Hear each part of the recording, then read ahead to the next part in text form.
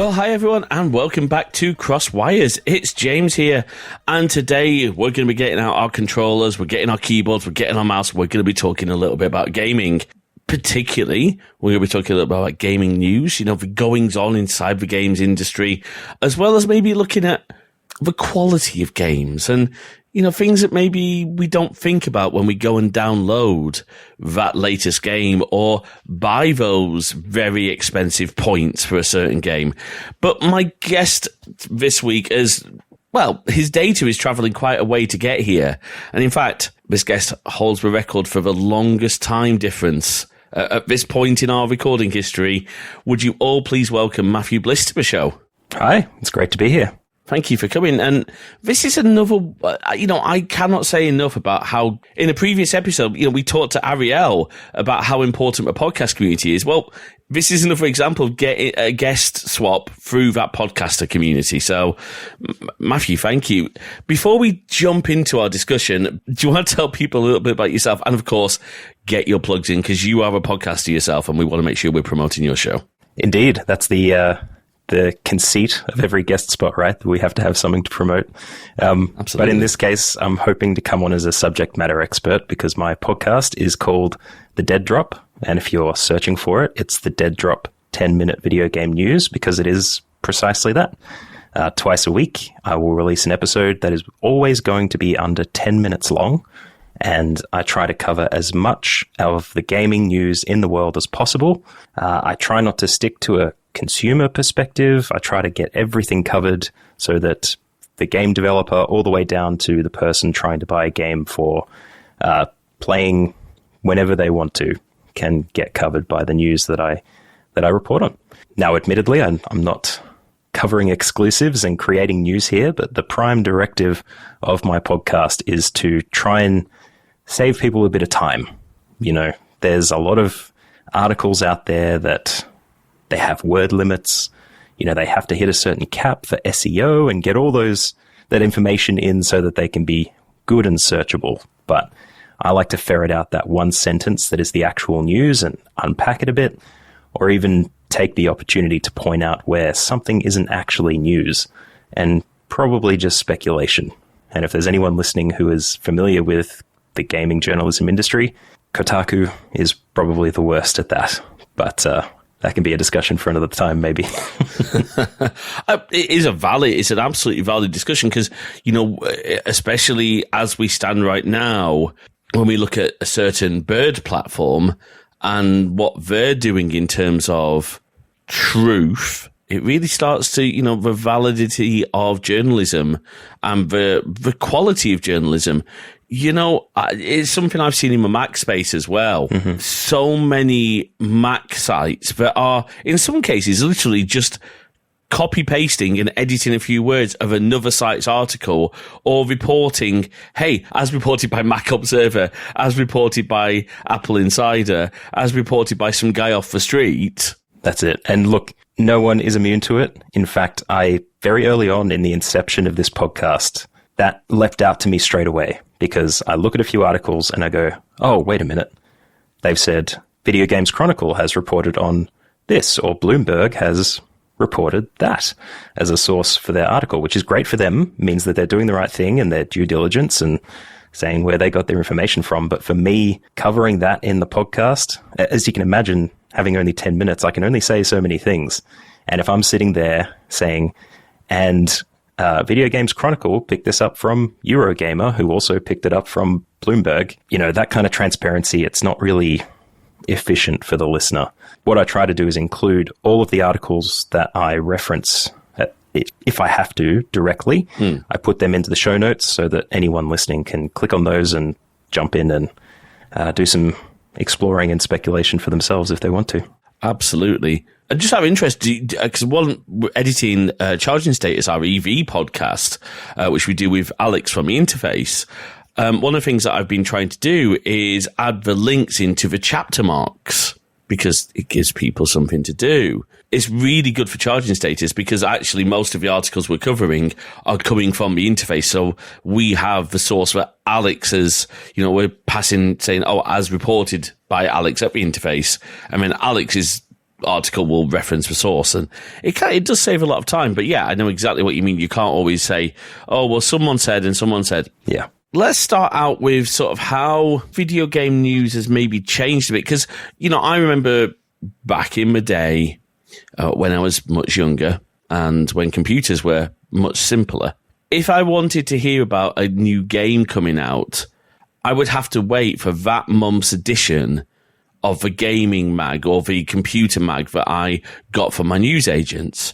So in my case, I'd be waiting for One Amiga to come out. And that's typically where I would find my games news, or I would be at the game shop and see, oh, the new Zool 2's come out. Let's have a look at that. And I wouldn't have that on-hand information, and it kind of goes back to that whole has connectivity that technology gives us improved game journalism, or what's your thoughts on that? And I'm rambling a little bit, so I do apologize. It's okay. Look, what I say in response is probably going to be a bit of a ramble too, because there's so much of the games journalism industry at the moment, which is kind of on fire. Like, you have your one-person influencers. There are people backed by big media companies. At the stage we're in, looking at a recession in the US at least, there's a lot of games journalism teams that are being fired en masse, which is a bit of a problem. What that tells you about, the status of games journalism in general is that it's kind of a luxury, at least in the eyes of people who control the money. But I think that we're getting to a stage of critical mass where it's going to be a problem for people, because the biggest game of the hour, actually I should say for probably the last year, has been God of War Ragnarok by Santa Monica Studios. Huge game, highly anticipated. The news cycle on that is ridiculous. It was almost as ridiculous as Elden Ring that came out from Konami a little while ago, from FromSoft, I should say. Because every single day there is something brand new, and every media company is trying to pull out every single detail and blast that out into an article, which is crazy. God of War Ragnarok has 70 accessibility features. God of War Ragnarok has been confirmed. Don't worry, it will be coming out on this particular date. There just happens to be a blood moon on the day that God of War Ragnarok is coming out, but don't worry, it's still coming out, even if there's no blood moon.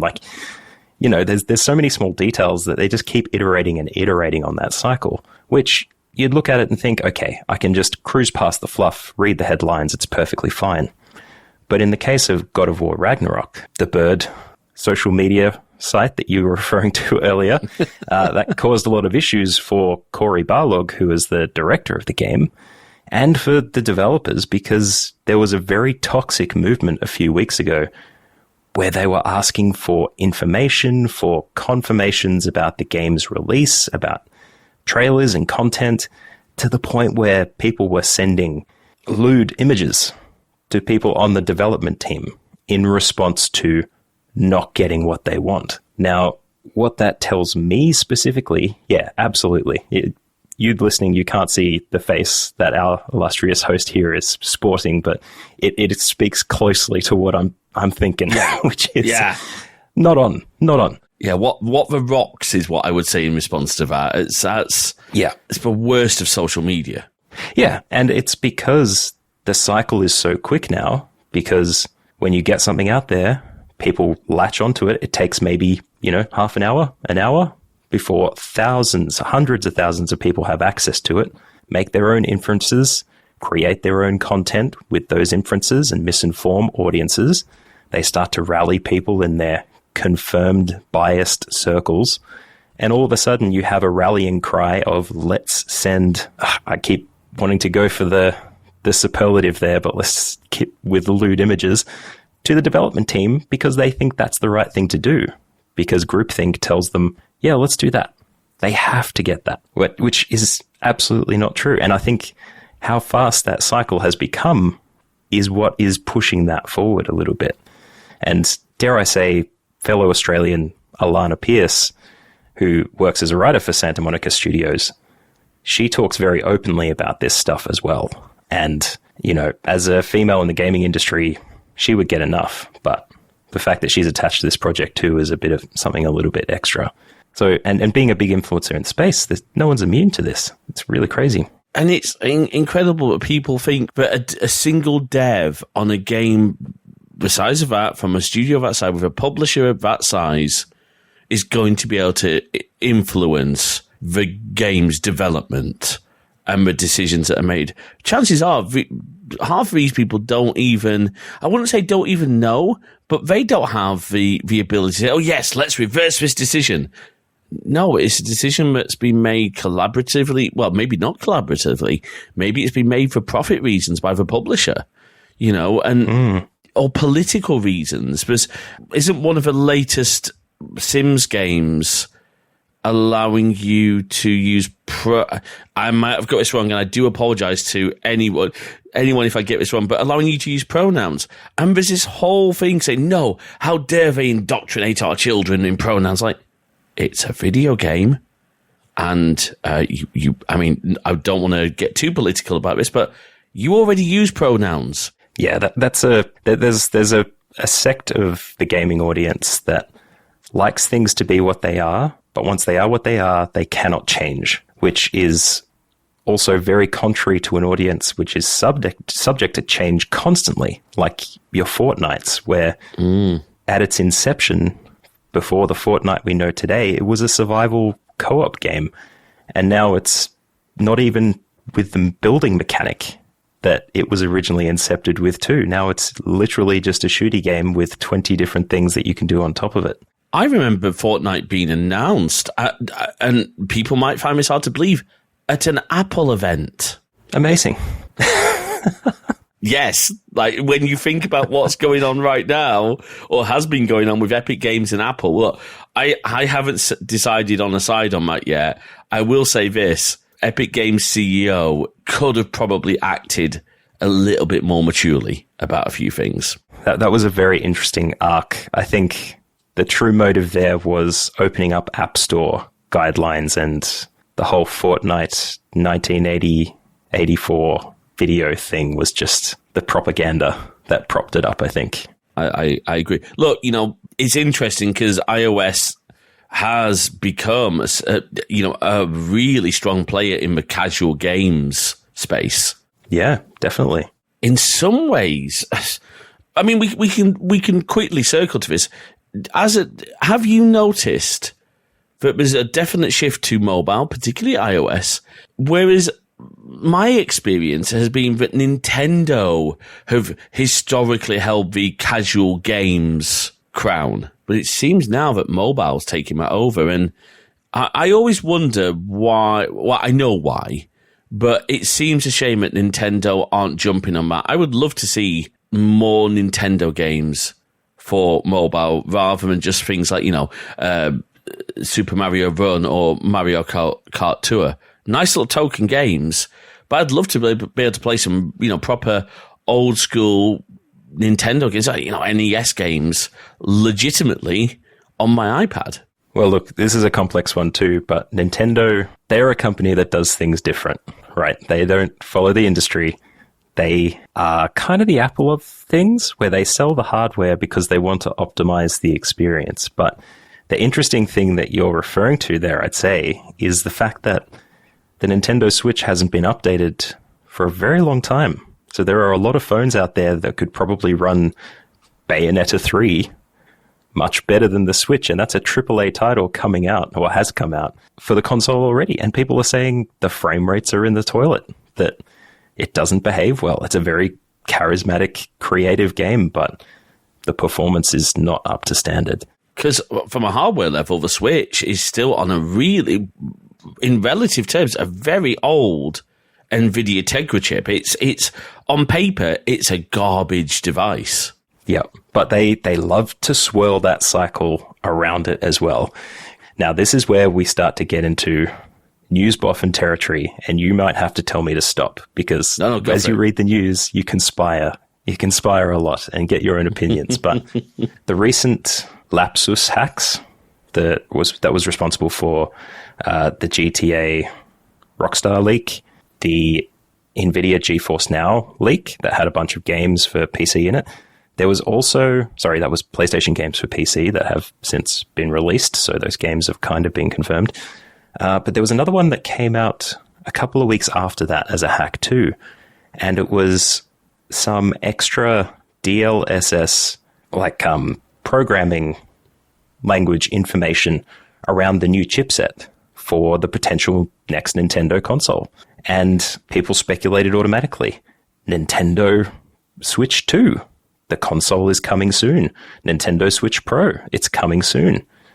But of course, the OLED version had been announced recently, and it came out. There was no Pro, there was no HD, there was no upgraded hardware. It was just an improved screen and better LED backlighting so you can watch it when you're sitting in the sun. That's pretty much it. Oh, and an Ethernet port on the dock. That was true. The only other thing.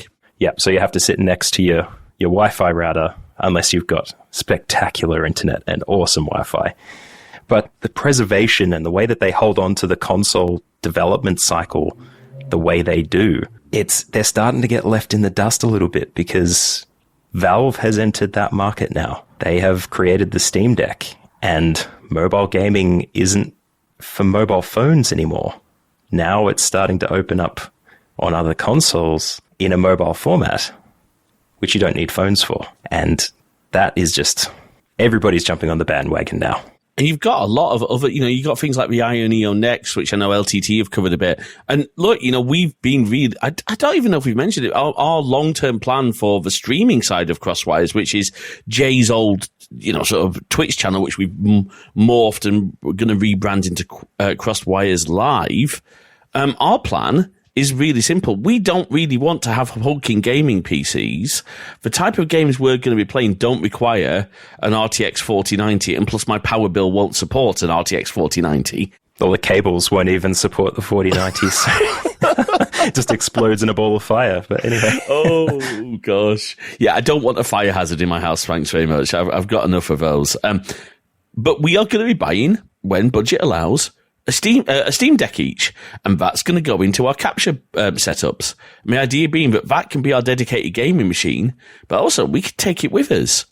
We can go, I'm going up to London today, in fact, to go and meet a bunch of other podcasters. Well, if I wanted to carry on my game of, say, Minecraft, well, Minecraft might be an interesting one. I don't know how that's going to work on me. Oh, yeah, how are you going to be able to play? This is the big question. This is the one that mobile gaming needs to answer somehow. The idea of internet connectivity on your mobile device when you're in the tunnel, on the bus. Yeah. Mobile data isn't present. How do you do it? Very good question. It's an interesting concept for a bunch of devices being released that are handheld now. From Logitech and from Razer, there are cloud gaming mobile devices, which are just cloud. So internet is required for those. How mobile can they really be? Right. Even here in the UK, yeah, we've got 5G coverage. I'm very fortunate to live in a town that has 5G coverage, but I get on the train, and as I start heading towards London, passing through the New Forest, I don't even get 2G. There are times I have no signal at all on that journey because it's going through this protected New Forest and a load of NIMBYism who, there could be 5G on that route, but because people don't want the masts in their back garden or backyard, then there isn't. But that's a whole different discussion. My question more about the Minecraft one was, well, you could probably run the Java edition, but what about the Bedrock edition? Because that isn't available on Linux. And that one might be one you have to do through is it xCloud, Microsoft's game streaming technology? Potentially, but the whole premise of the Steam Deck was do whatever you want with it. We're going to give you the Steam OS that's based on Linux, but you guys do whatever you like. Oh, yeah. So people are walking around with Nintendo Switches running their, I've forgotten what they're called now, reusing emulators and stuff like that. But you could also load up Windows, and there's even a Linux-based cloud compiler for the Epic Game Store and Game Pass. And those two work just on Linux, by the way, because there's no Linux app natively for those. So they're just a flat pack you can download and get on your Linux machine, no problem. But now they've been adapted for the Steam Deck as well. Okay. It depends on how the code base is compatible in an emulated software space, but there's the potential there for you to load up whatever you like. That's true. I saw some great, we are, we're talking a little bit about this whole mobile game. I saw some great videos on EmuDeck, which is a way to run, RetroArch and all sorts of other great emulation platforms. I don't currently have, a retro gaming emulation setup because my Raspberry Pi is actually currently down there acting as my DNS and DHCP server because that was more valuable to me. But the concept to be able to have my old Amiga games on a handheld device, as well as, reasonably modern games. I guess it would, the Steam Deck would play AAAs, just not necessarily at 4K, and it doesn't need to play them at 4K because it's not a 4K screen. So there's some advantages. Yeah, I think it's down-resed 1080 to 720 or something like that. Yeah, it's reduced, but there is the capacity to connect it to an external screen, which, may require the dock to exploit it to its full potential. But from what I understand, and I will absolutely be testing this when I get one, is because it's just a USB-C compliant, you don't have to use the dock. You can use any USB-C hub. I have one with a HDMI output as well as Ethernet, all that good stuff. That's what I'll be using. That'll go into a HDMI switcher, which will then come into my little AVerMedia capture box. And, that'll get displayed up on this monitor here as my gaming screen. That's kind of our plan. Sounds good. It's incredible. But even around the Steam Deck, I've seen articles saying, Steam Deck 2's coming, don't buy Steam Deck. I've seen that too. And look, everybody's waiting for the next one, right? I mean, at the end of any console's life cycle, you're like, okay, I have to make a decision. Do I buy the PS4? Or do I wait a couple of years and buy the PS5? Now, that would be a problem for them because, no right to repair. The console is what it is. There's no way for you to change the parts except maybe swapping out the hard drive to expand that storage. But the Steam Deck is different. Again, they have come out and said, look, there's things you probably shouldn't do to this thing. We're going to tell you the things that will void your warranty, the things that if you do this, it will break it. And even the design of the Steam Deck interior itself tries to push you in the right direction with how you upgrade it. But there's a whole community out there that has been putting, terabytes of SSD storage in there, M2 drive converters. I think there was even a story of a bloke who wired his Steam Deck to use a 3080 on an external dock. Like one of those ones you get for the Mac Pro or something.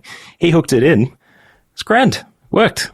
It took a bit of work, but, he got that thing wired in there. I love that. And Valve even has Steam Deck repair sites available, like on the web or authorized repairers.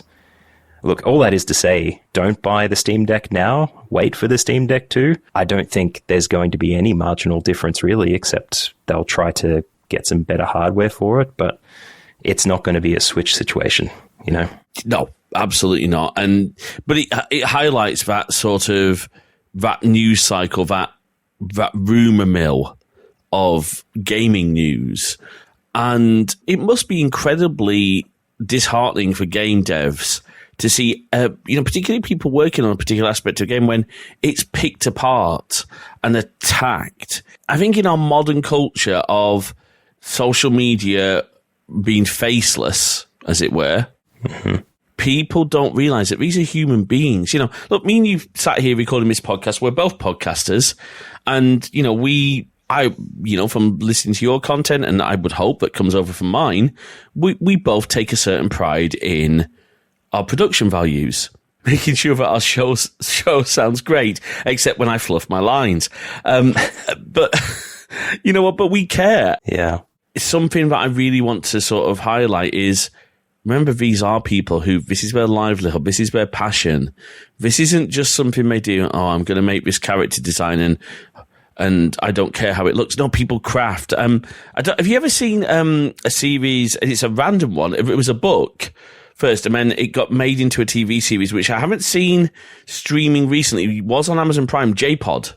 No, I haven't heard of that. I will link it in the show notes, but it's a story of a guy who worked in a game dev studio, and everyone with the surname J got put into one development pod. and they're working on this game.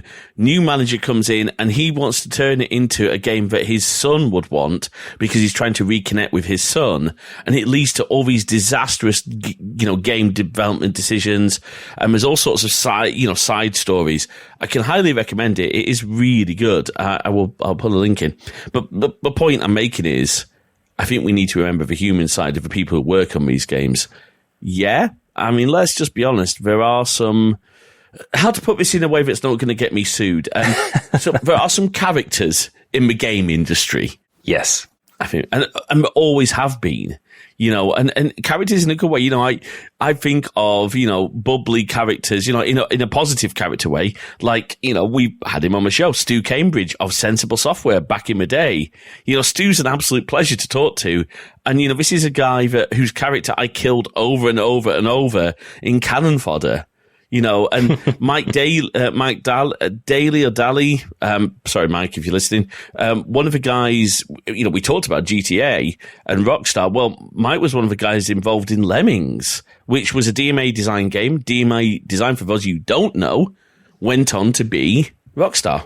Yeah, there's a great no-clip documentary that those lads did on that as well. Great history. But yeah, no, you're absolutely right. The only equivalency I can make immediately is to CrossFit, where as an industry, like as a exercise regimen, you go to a studio, you do the exercises, great. It's got some set programs you do, you lift some stuff, good time.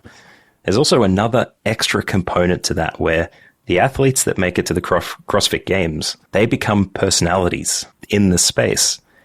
And then all of a sudden, these opportunities start to come up for them. They get promoted to this area of the space. All of a sudden, the same personalities are shuffling through the CrossFit Games every year. Everyone loves to watch it. But is it a game for game's sake? Video games is exactly the same. You have people of incredibly ill repute. They can come back into favor just as quickly as they can fade out of it. One of the people who is notably immune, that I reported on an episode today actually, is Hideo Kojima. Ah, yes, Mr. Metal Gear.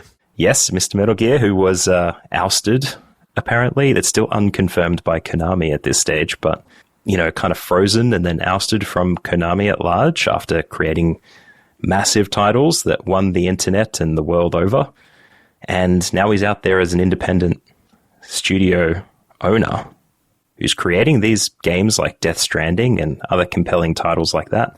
And he's fending off acquisition requests all over the place because he wants to stay independent. He wants to be able to realize his vision, lest we have another PT debacle. And then you have your Randy Pitchfords, who, head up, I think it was Gearbox, responsible for Borderlands and a bunch of massive games, then leaves a USB stick with child pornography on it at medieval times.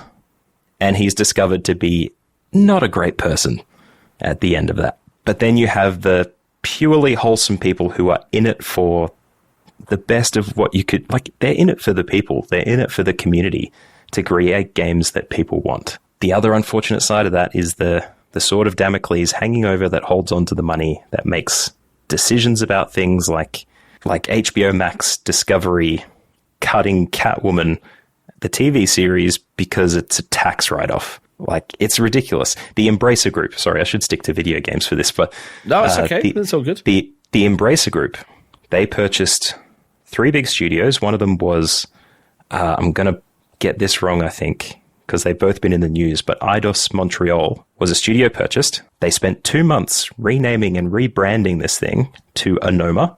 It was going to be a mobile gaming development studio. Last week, axed. They completely closed the studio, spread them around the other studios in the Embracer Group, because they're moving away from mobile gaming, funnily enough, and they want to focus on PC gaming. And then this week, we hear about a new Deus Ex in development after rumors asking for it and them being quashed, because why would they make another Deus Ex, even though they own the property? Like, this is all the confusing, speculative tornado that you get when you look at the news the way I do. But, you've got so many personalities out there. The key, if we're looking for practical takeaways for the faithful listener that's listening to this episode, it's to find the people that you trust, yeah, that reflect you as a gamer and listen to them, but also use your own judgment for any of these things coming out, because, you know, the news articles don't tell you everything. Ultimately, the game experience will, being able to play it, but you can trust everybody and you can't. It's a weird thing, but it's the people behind the studios too. The whole Activision Blizzard unionization and the lawsuits, that put the whole leadership front of mind for that. Big problems, massive amounts of sexism and harassment in the workplace. But people boycotting the games by not buying them put the developers who weren't at fault for this out of pocket, because, you know, it doesn't pay their salaries if they don't purchase the game and it doesn't do well. It's like a weird catch-22 that probably leaves people frustrated and sending lewd pictures to development teams as a way to try and circumvent that.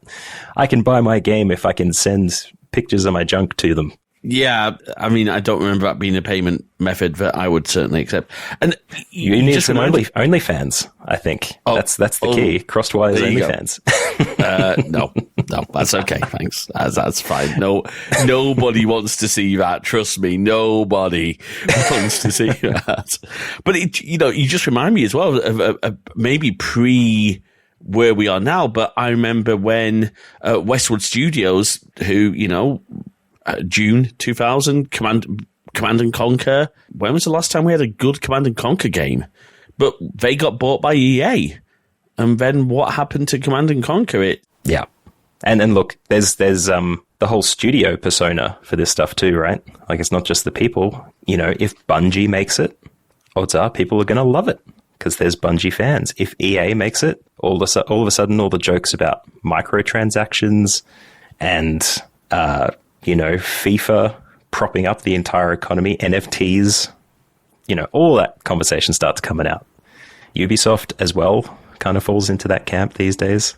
Absolutely. You know what? Let's talk about the way that games have changed from being a pay once, pay, you know, usually a fair price. Now, you know, I remember back when I was growing up when Super Nintendo games were about £70-80 for a new game. And even now, you know, Animal Crossing has been out, Animal Crossing New Horizons has been out a couple of years now. It's still £50 brand new, unless you're lucky enough to get it second hand. This is me personally speaking. I would rather pay for a game and know that I've paid a fair price and I've got all the features that the developers of that game intended for me to have. Whereas, you know, I've played a bit of PUBG on iPad. I've played Call of Duty Mobile, is it? Yep. And again, the whole microtransactions thing. And I really want to get someone on the show to help understand the whole concept of blockchain and NFTs. At the moment, I'm pretty much NFTs, but because I don't understand them. I don't think my opinion is going to change, but I don't also want to make a blanket statement NFTs and are bad, and also to not necessarily equate NFTs with a whole of blockchain, because I think blockchain itself is a good thing. But what do you think if we look at the sort of, maybe try and look at the quality of what's coming out and this whole thing of microtransactions, and I think I used the term pre-show shovelware. What's your thoughts on sort of where we stand with the quality of releases? Yeah, look, this is a troubling time. Back in the day, you had a game, you bought it. The game was in the cartridge or it was on the disc. Nothing changed with it. It wasn't about, it was about compatibility with your system, but there wasn't going to be a way that you couldn't play it. And even today, there is a way for you to get like an Amiga cartridge or something, stick it in a thing, and you can make it work. Right. Whereas, you know, EA was the last to list off a massive list of games that had online components that are completely unplayable because they're turning off the servers. And some of these can be as young as 2 or 3 years old. That's part of the problem with paying for games. Let's not even talk about Google Stadia, which was, the first of the cloud gaming posturing, software systems from Google, where they did their regular thing. They created something, showed off to everybody, waited till everybody caught up, and then killed it and moved the tech into somewhere else, which is what they want to do. I was going to say, why was anyone surprised that that happened with a Google product? It's, I think part of the reason for its death was that people were incredibly wary. But it was a good bit of publicity for games and studios that have come out and done deals with Google and said, hey, don't worry, you 6 players that had Cyberpunk 2077 on your Stadia account with 600 hours apparently, we can move those into a state where you can shift it to another platform. Don't worry about it. It's okay. That's the nice kind of warm fuzzies that you get in some of the news stories. But, the whole shovelware thing, there are so many things that you pay for that become completely invalidated and useless. Even recently, Paragon made its way back into the news because it's being revived at a Korean studio. Paragon and Battleborn and a bunch of other MOBAs that were trying to do what Overwatch ended up doing incredibly well, all of those disappeared. And by the end of it, you could pay $5 or $10 for the game on a disc, but ultimately it was an entirely online experience. So what you paid for is just gone. There's no way for you to enjoy it anymore. But the other perspective on those kinds of things, as you've already said, is that the development teams that made it, there was time and money that went into this thing. The love of the people who enjoyed the game or even those that didn't. There's a reason to pay money for these things. And that's the other side of the culture too. The free to play, get your massive audience and then throw microtransactions in front of them. And that's how you make your money. And microtransactions are in a very, very difficult space at the moment. None more so than because countries in Europe and potentially the governing bodies in the EU are posturing very strongly after studies to try and eliminate microtransactions entirely. Probably more on the side of loot boxes than things that would just be cosmetic because of the gambling component, even though they were asked to make the probabilities live in games where you would be picking between different boxes, for example, like in Overwatch, you'll have a purple or a gold or a blue. They'll tell you the probabilities of getting certain rarities of item from any of those boxes. They have to make that prominent. But even so, the gambling component of that is something that they can't avoid. But yeah, and it's a really interesting premise because they get their money anyway. But how does that impact the player who is likely between the ages of 12 and 18? How does that impact their idea of value? But I'm going to stop that there because that could be a very interesting Gen Z discussion about consumerism in its entirety. So. I will say this, though. I personally don't have a problem with the concept of a microtransaction, in-app purchase to unlock something, extra content that was never in the original, the game. I have no problem with DLC. I bought, but for example, I didn't buy. A friend of mine very kindly bought me the Breath of the Wild DLC. Yes. I bought the Nintendo Switch Online expansion pack. Not necessarily, I'll be really honest, not necessarily for the extra Mario Kart courses, but that was definitely a thing. Do you know why I bought it? GoldenEye. Oh, so you're a recent purchaser, are you? Yeah. Okay. Literally the last month, October. We actually purchased it in October. Bought a family plan and a few, me and Jay and my nephew are sharing that. And I'm really excited because I never got to play GoldenEye growing up because I've said this, we weren't allowed a console. We had our Amiga and we had our PC. So my gaming past is a lot of point and click. I grew up with things like Day of the Tentacle, all those Simon the Sorcerer, and a lot of PC gaming. Hence why I mentioned Command & Conquer. Mm-hmm. But I have no problem paying for extra content.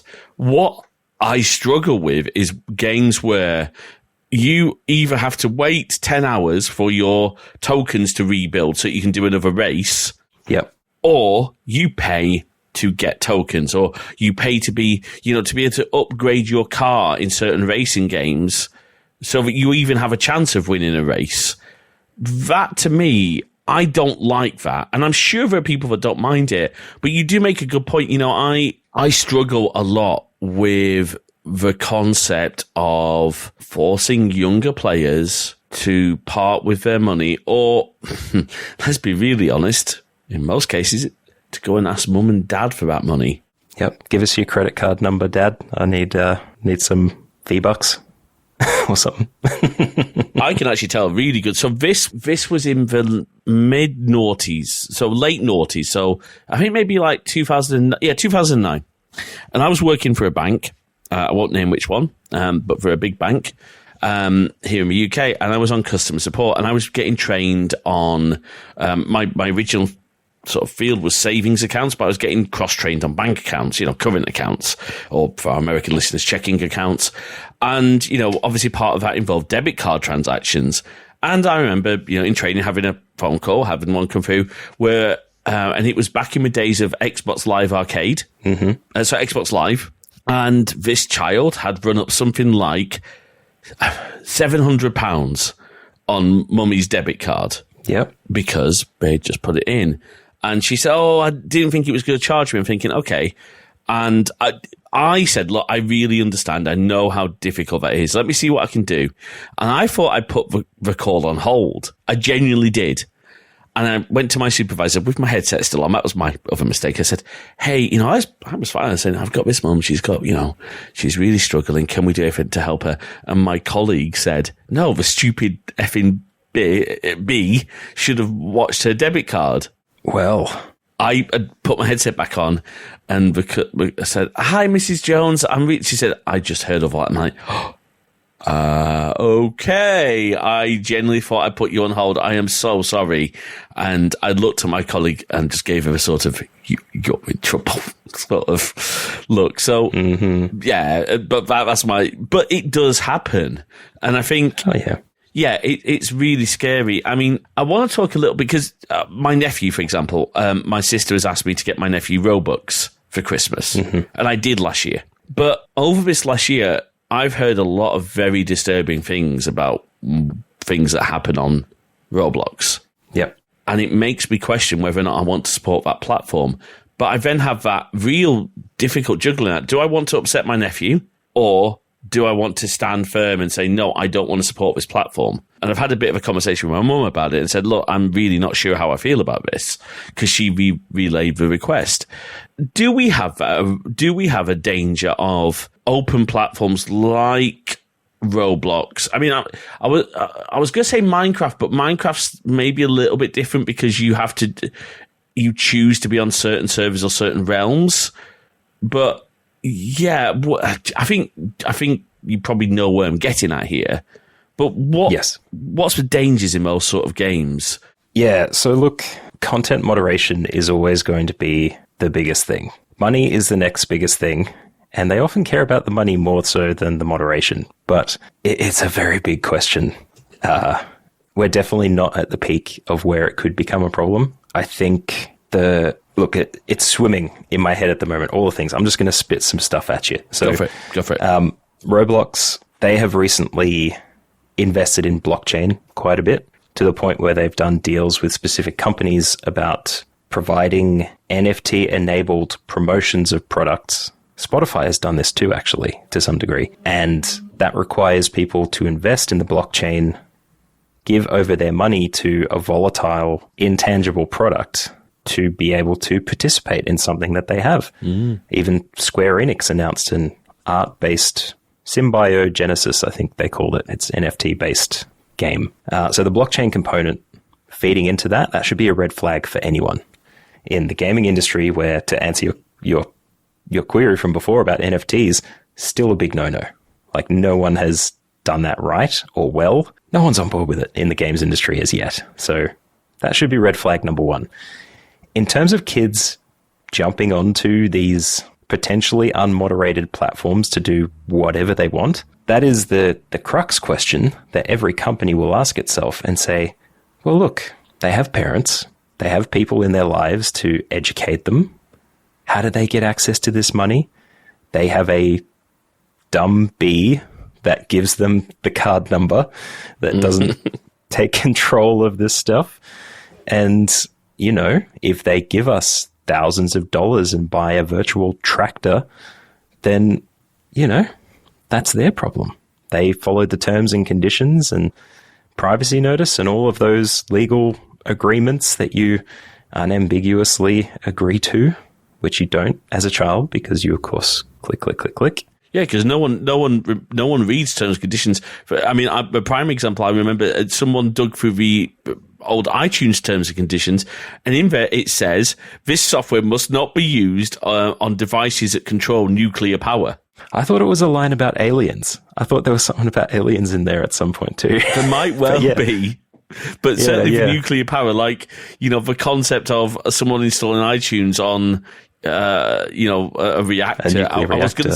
I was going to say Chernobyl, but let's not go there. I mean, the idea of Anatoly Dyatlov putting his iTunes collection on the Chernobyl computer does sound quite comedic. But all you need is U2 to release a new album, and all of a sudden, Chernobyl 2. There you go. That's what happened. I mean, timelines be damned. That's what happened. U2's new album is what actually caused. That's it. All right. Let's go. But no one reads terms and conditions.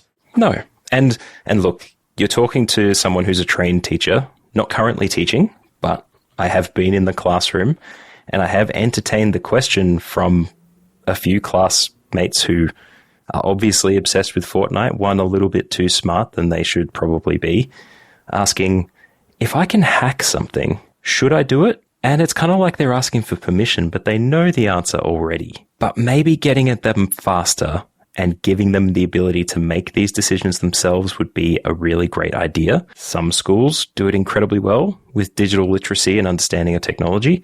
But in general, I haven't seen a curriculum that focuses on digital technologies in a way that allows parents to be supported with trying to make decisions and putting controls in place to make that happen. I couldn't agree more. I think, unfortunately, our computer literacy programs and our digital literacy programs, when I look at, going back to my school days, all of our IT lessons were on certain products. They were on certain technologies. And now, I don't think, unfortunately, our kids these days need to be more aware of things like password management, of things like privacy.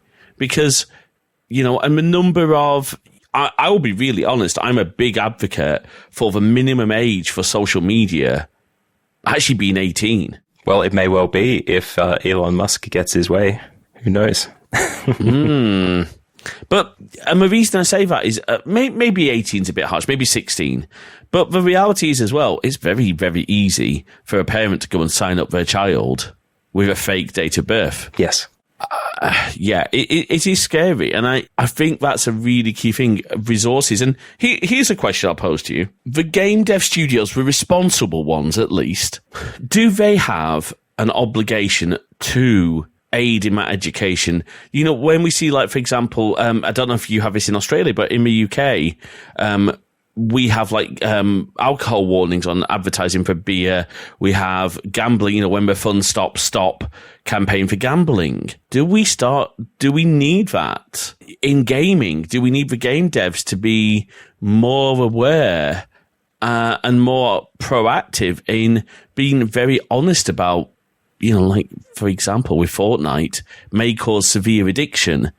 I'm making a joke there, but yeah, no, definitely. Fortnite, thinking back to my teaching practice days and getting my degree, I also remember being part of a internet safety conversation with leadership and teachers about the Fortnite problem. So that's definitely part and parlance of the conversation. But in terms of game devs taking control of it, I think it's at the stage of things where they're starting to have to, but they're still getting in trouble for it. Activision recently released Overwatch 2, which is another one of those games that gets released and the news cycle piecemeals every single little piece of information around the release of that game. But they added a component to their, I think it was to the multi-factor authentication and the account creation for the game, where you had to include a phone number, and with their phone number system that they use to, I guess, verify the state of the number, they would refuse access for people with a certain type of phone number, which in the US you can do because of the way that they manage their phones. It will be related to a prepaid account. And for this reason, they're trying to avoid people creating duplicate accounts for Smurf accounts or to, do dastardly deeds, get banned and move on to the next account to continue doing the same thing that they do. Mm-hmm. But this fell on an incredibly bad launch because instead of it being a protection for people there who were doing the right thing, there was an entire player base that had prepaid phones that weren't nefarious. They just wanted access to the stuff, but they couldn't get to it because their policies... Because they were filtering these... Yeah, too strict. It was the same on Call of Duty as well. I can't remember which iteration of the game it was, but they recently added to the online service, and they had the same issue. So any kind of privacy consumer protections that game developers will look at, there's also going to be, again, that sect of the audience that kind of rises up and says, no, not in my game, because that ruins the experience for me. You're making this game for me. And if I get enjoyment from this by creating 12 accounts and doing hacks and aim bots and stuff so I can enjoy my game, then why can't I be allowed to do that? I think that will generate some of the issues that take place with this. Now, not with all games. No, Minecraft and Roblox would probably be exempt from this. Fortnite, not so much. But, that's a different kettle of fish somehow, yet again. But I think game dev studios have to do it. There has to be something in place where they talk about it. And whether they can action it without affecting their bottom line, that's probably the biggest question that they're asking themselves at the moment. It's a tough one. It really is. It really is. No, I agree. And, there are so many other things. I think back and I think on, when we try and make security protections too convoluted, my biggest rant is still against banks, particularly banks that do security by obscurity. Look, stop doing your own thing with memorable character 1 when you're standing on your head, memorable character 2 when you're doing a Fortnite emote, and then tell us all these other details. Mm-hmm. No, just use, if you're going to be, older, use username, password, and real two-factor authentication, TLTP, or, hey, how about a modern concept? Why not use WebAuthn? Why not use passkeys? But my biggest gripe against Steam is that if I want app-based two-factor, I still have to use their platform. I can't use TLTP. My password manager handles my TLTP for me.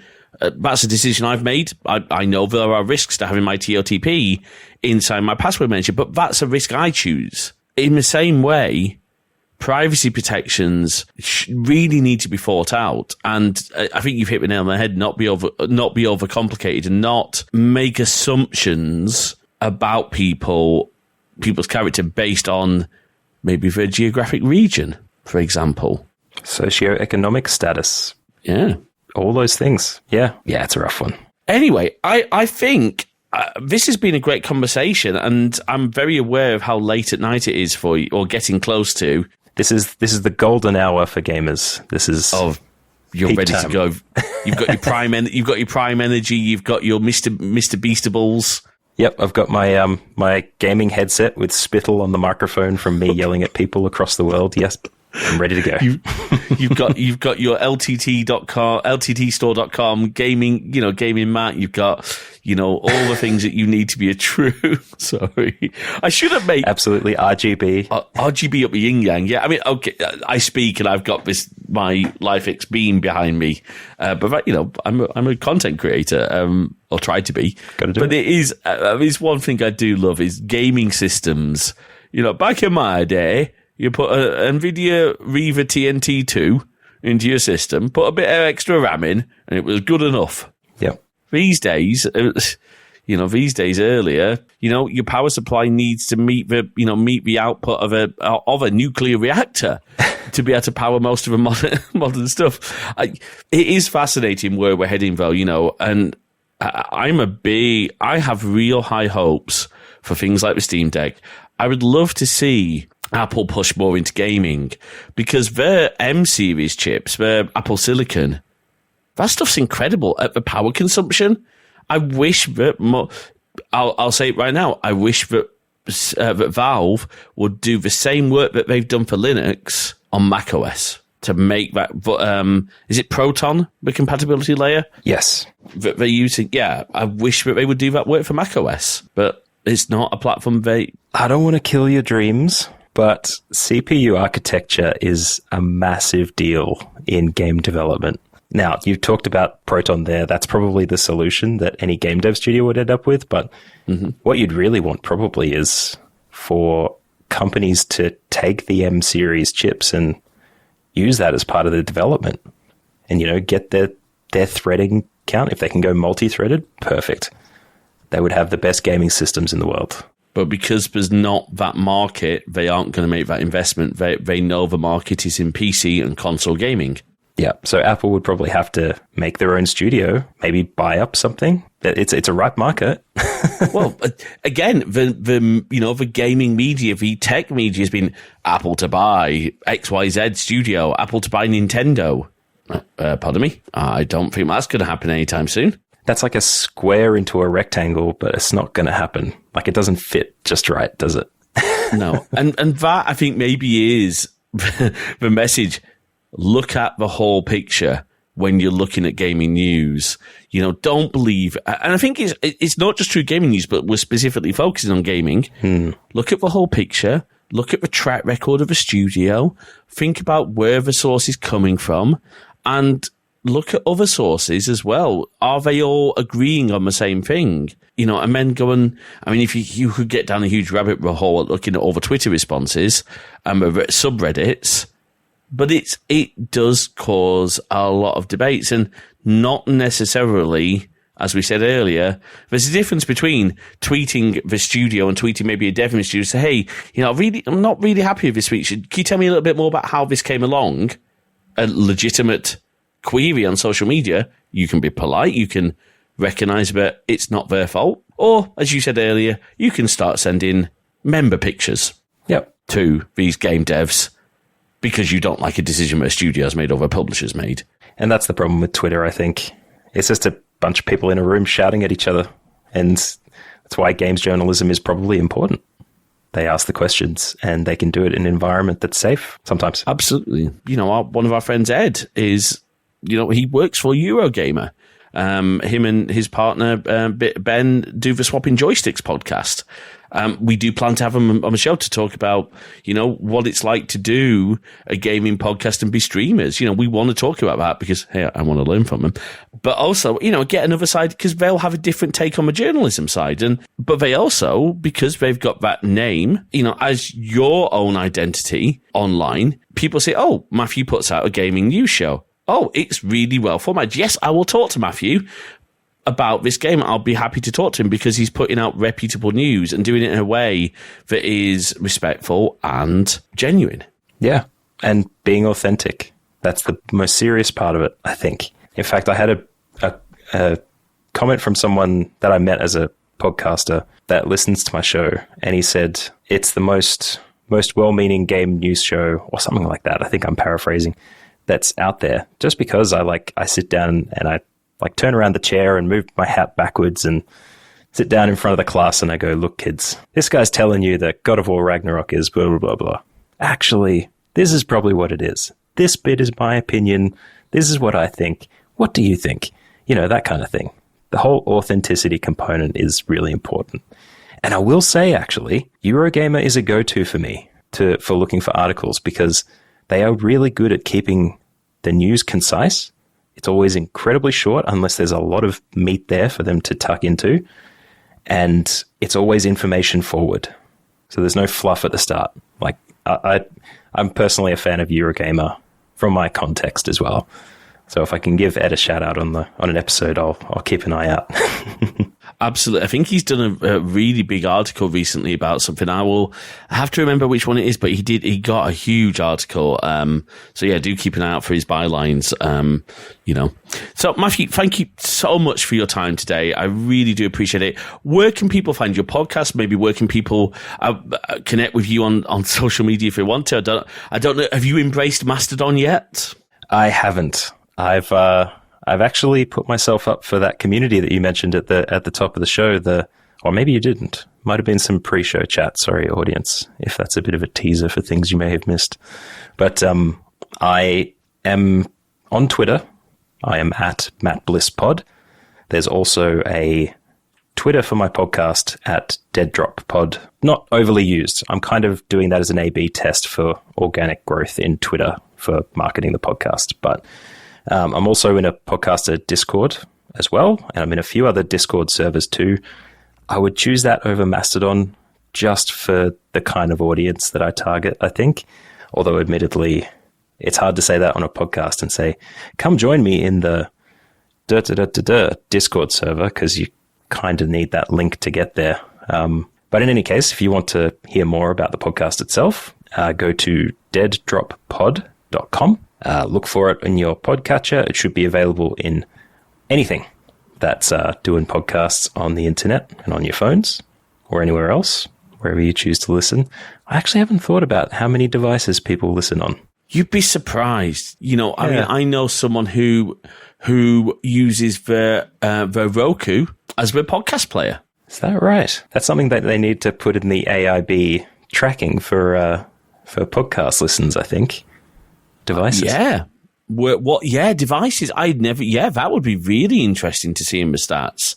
And, it's interesting. You talk very quick. It literally came up today. Podcasts, as Mastodon is decentralized, I really think podcasts are decentralized because, you will host your show with a certain hosting provider, but it's almost transparent. It doesn't matter which player, which directory people find your show from. It's still your content and you're in control. Josh Widdicombe, who is a British comedian, he works with one of your Aussies, Adam Hills. Oh, yeah. Yeah. Oh, yes. Yep. Yeah. Adam, Josh, and Alex Brooker do The Last Leg. I think it's broadcast over there. He would have to be. I don't get into much television these days. But he does a podcast, but he's just made it Spotify exclusive. I'm like, she said, hold on a second. That's kind of not really a podcast anymore because you're locking it to a single platform. Be careful. You may be opening this podcast episode up to another hour if we start talking about this. Let's not do that. We did have a good chat with Ariel about all of this, so go back and listen to Ariel's episode. But Matthew, it really has been a pleasure, and it really is. We can come back another time and talk more. One of the things I love about this show is, and I don't know if you find this, podcast in general, you make so many connections like, oh, I need a guy to do this, or I need a person to come and talk about this. Oh, I know someone because I've had them as a guest before. Let's bring them back onto the show. So thank you ever so much. No worries. It's great to be here. I love connecting with new podcasters, especially ones such as yourself, so informed in the tech industry. And I'm sure your listeners as well. If you like the sound of my voice, feel free to head over to the Dead Drop and listen to some more. Absolutely. Thanks for listening to this episode of Crosswires. We hope you've enjoyed our discussion, and we'd love to hear your thoughts. So please drop us a note over to podcast@crosswires.net. You can also drop us a comment on the post, or if you're a GoodPods user, why not start a discussion there too? You can find us on Mastodon at crosswires@masthead.social. And if a bird site's still somehow miraculously here, you can follow us there as well at CrosswiresMG. And of course, you can find the show in all the good podcast apps and all the really bad ones too. If you'd like to check out more of our content, head on over to crossedwires.net/YouTube for all our videos, and keep an eye on our Twitch channel at crossedwires.net/live for our upcoming streams. If you like what you heard, please do drop a review in your podcast directory of choice. It really does help spread the word about the show. And of course, if you can spare even the smallest amount of financial support, we'd be incredibly grateful. You can support us at ko-fi.com/crossedwires. That is ko-fi.com/crossedwires. Until next time, Thanks for listening.